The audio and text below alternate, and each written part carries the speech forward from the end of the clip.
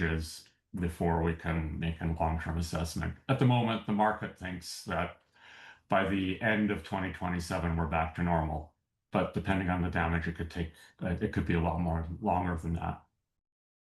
Let's talk about the U.S. president's uh, objective and whether, just curious to get your thoughts on whether you think that goal was achieved when it comes to um, U.S. exports on the international market and supplying the international community. But meanwhile, at home, the gas prices have hit, have gone up. Yeah. We've seen 20, 30%. Yeah, I mean, we can't forget that oil and increasingly natural gas are international commodities. They are priced internationally because of the interconnected supply chains. So, given that the United States is now also a major exporter of both commodities, that domestic North American prices are not immune to the price shocks. Now, some of the price shocks around the world, particularly in the Middle Eastern markets, they're as high as $150, $160 a barrel. Back here in North America, we're anywhere between 90 and $100 a barrel, depending upon the rhetoric of the day. So, yes, the gas prices have risen. They're near $4 a gallon in the United States. They've risen here in Canada as well. And there's probably going to be a couple more months of this before the dust settles. Has the US president executed on his objectives then?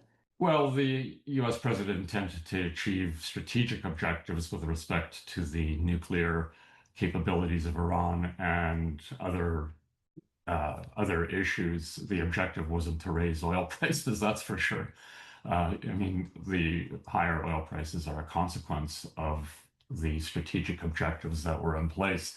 I think that maybe there was a slight miscalculation in terms of the impact on the oil prices and potentially the ability of the Iranians to constrain supply, including long-term supply, by inflicting damage on neighboring Gulf countries such as Qatar, UAE, and Saudi Arabia.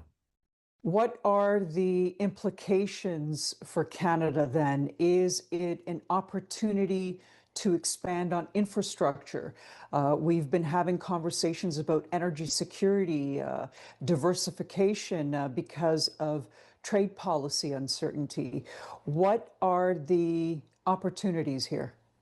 Well, I think in the worst case, if the military conflict uh, gets even more intense and the prices go higher, then yes, we have to think about our domestic situation. And the federal government is already thinking about contingencies. But I think more broadly, we have to think about how we can serve our allies and uh, trading partners in Asia and Southeast Asia, all the way from Korea, Japan, all the way down to India. We are ideally situated with our West Coast to be able to serve those with liquefied natural gas. We've already started. But both oil and gas can be commodities that we can drive uh, our economy, our national security, our diversification away from just continental exports.